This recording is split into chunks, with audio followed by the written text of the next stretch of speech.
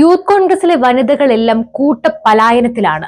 Youth കോൺഗ്രസിലെ തന്നെ ഒരു മുതിർന്ന നേതാവിനെ പറ്റി സഭ്യേതരമായ വാർത്തകൾ പുറത്തു വന്നതോടെയാണ് യുവതികളെല്ലാം പാർട്ടി വിട്ട് മാറി ചിന്തിക്കുന്നത്. യൂത്ത് കോൺഗ്രസ് കളിച്ചു നടക്കുന്ന യുവതികളുടെ മാതാപിതാക്കളും അതീവ ജാഗ്രതയിലായി എന്നാണ് അറിയാൻ കഴിഞ്ഞത്.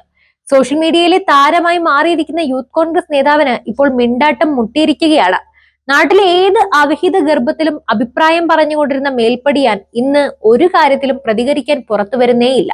ഇപ്പോൾ ഈ നടക്കുന്ന വിവാദങ്ങൾ മുഴുവൻ തന്നെ പറ്റിയാണ് എന്ന് പോലും ആ പാവം മനുഷ്യന് അറിയില്ല.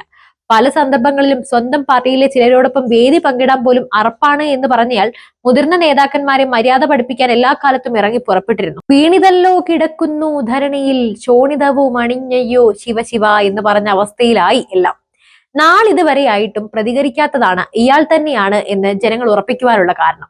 ഇയാളെക്കാൾ ഗതികെട്ട് പോയത് ഇയാളുടെ ആശാനാണ്. എല്ലാ തോന്നിവാസങ്ങൾക്കും ഇയാളോടൊപ്പം കൂടി ഇയാളെ പ്രോത്സാഹിപ്പിച്ച ആശാനും ഈ വഴിയെ തന്നെയാണോ സഞ്ചരിക്കുന്നത് എന്നാണ് ജനങ്ങളുടെ മുഴുവൻ സംശയം.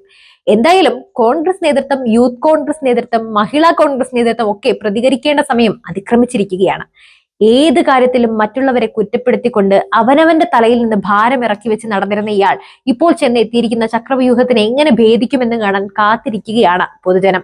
എന്തായാലും ഈ പറഞ്ഞിരിക്കുന്ന പ്രസ്തുത ചാനലടക്കം മിണ്ടാട്ടം മുട്ടി ഒരു മൂലക്കിരിക്കുകയാണ്. നമ്മൾ ഇതിനെക്കുറിച്ച് മുമ്പേ സംസാരിച്ചിരുന്നു. അന്ന് എല്ലാവരും ചോദിച്ചു, ആരാണ് ആ നേതാവ്, അത് പറയാതെ എങ്ങനെയാണ് നമ്മൾ മനസ്സിലാക്കുക എന്ന്. അതങ്ങനെ ഒറ്റയടിക്ക് പറയാൻ സാധിക്കില്ലല്ലോ. അവർക്ക് ആർക്കും പരാതിയില്ല. അപ്പൊ നമ്മൾ ഇതിൽ കയറി ഇടപെട്ടിട്ട് അവസാനം നമ്മൾക്ക് കുരിശെടുത്ത് മേലെ വെച്ചതുപോലെയാകും. എന്തായാലും ഈ വിഷയത്തിൽ ഇനി ആ യൂത്ത് കോൺഗ്രസ് നേതാവ് എപ്പോഴാണ് ഒന്ന് പ്രതികരിക്കുക എന്ന് കാത്തിരിക്കുകയാണ് എല്ലാവരും തന്നെ. എന്തായാലും നമുക്കും ആ കാത്തിരിപ്പിൽ പങ്കുചേരാം.